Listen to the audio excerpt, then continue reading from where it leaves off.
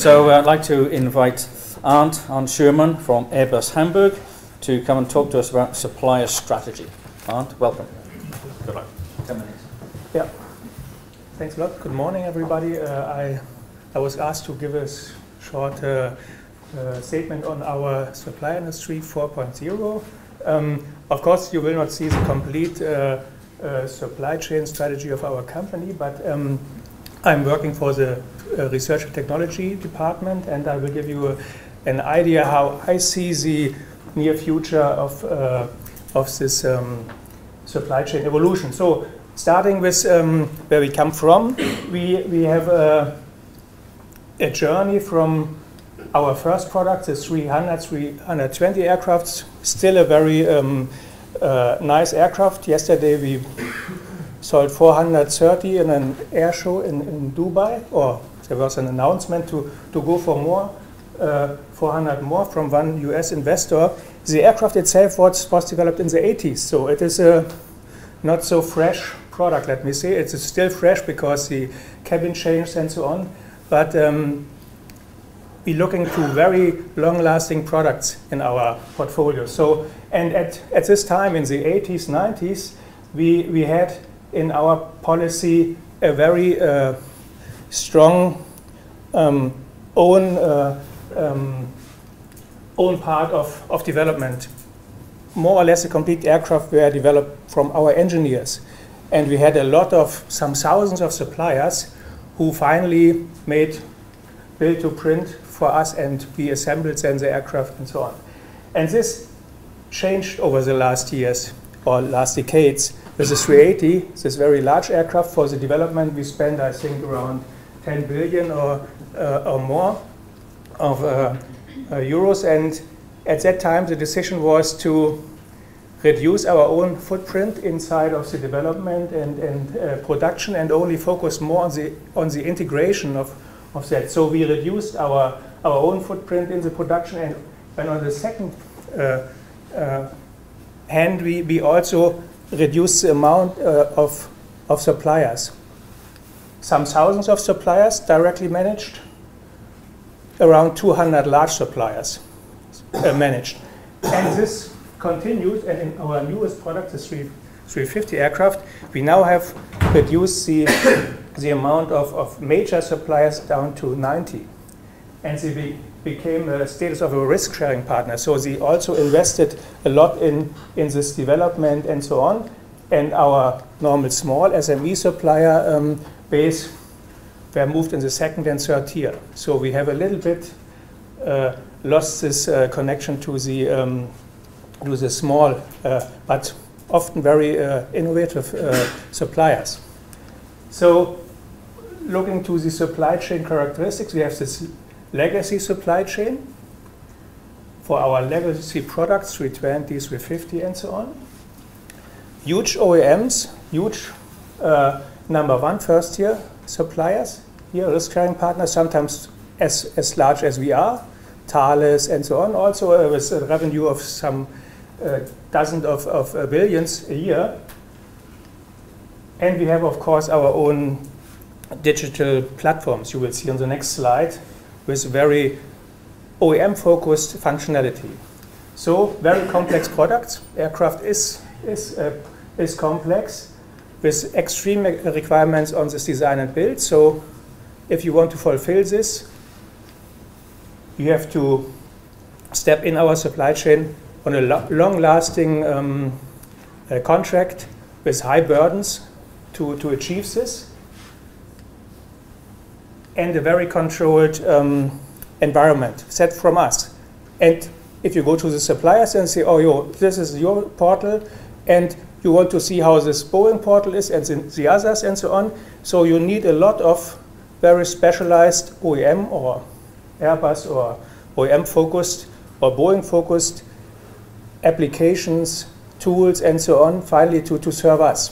So this makes it difficult to jump in this legacy supply chain. On the other hand, in the last years, we had the show up of a set of new trends. One is, we call it exponential organization. This is because our chief technology officer is coming from Google, so everything is now cool and have to be ad hoc, and you want to do this kind of flying autonomous taxis and so on. And this means you set up a project limited to 1, 2, 3 years, and you team up with completely unknown company startups in our branch, in our classic environment, and you have to manage this. And this is what we observe in parallel to this, so difficult to become first here in this. But we need this good ideas in this new kind of supply chain. And the trend is, and that's what I want to show here, is we have our legal legacy digital supply chain with this very heavy kind of platforms. Supply One here in our case, where you have a very strict structure, and this is very costly to attend. And we have this new kind of supply chain. And for this new kind of supply chains, we're actually developing independent platforms to serve this new kind of requirements. Ad hoc, team up with some other suppliers, come up for a short project of 3 years to work on our very complex products. This is the new way, and our target is to collaborate with our very legacy focused supply chain platforms with this independent platforms like SMECluster. This is one of the platforms. So in the past this was difficult. In the future we need this to come to this nice new kind of toys like a flying taxi. And what I think is the characteristic of this kind of platform, independent and open, because the small suppliers don't want to go to our large platforms, then to the Boeing platform, to the other platforms, and maybe to the automotive, because you maybe are not only in aerospace, but also automotive one supplier. It should be coexist and loosely integrated in ours, because you need some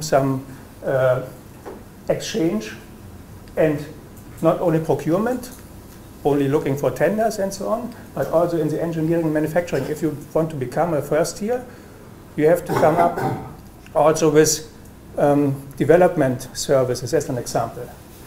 So, and the platform has to provide this technical means in terms of tender offerings. This is what we anyway see. You see a set of tenders, but you have to answer to these tenders by selection, decomposition, very fast matchmaking to other partners. This is what the challenge is today from our point of view.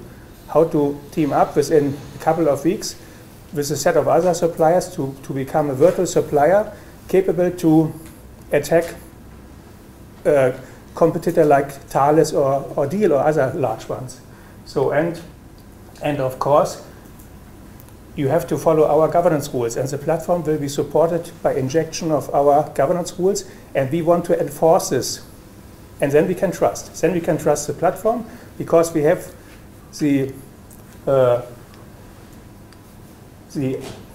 test of this platform that our governance is enforced. So we can accept a proposal or an offer from this kind of platform. And then we have a set of tools that helps this kind of loosely coupled companies to act as a large supplier like Diehl, to merge their, or to connect their local IT systems, to commonly develop tools and products, and to produce, and this over some months, years, or decades, what is typical for us. I will explain this a little bit later in the afternoon for this digital project here, but it's similar also what we want to see with SME clusters.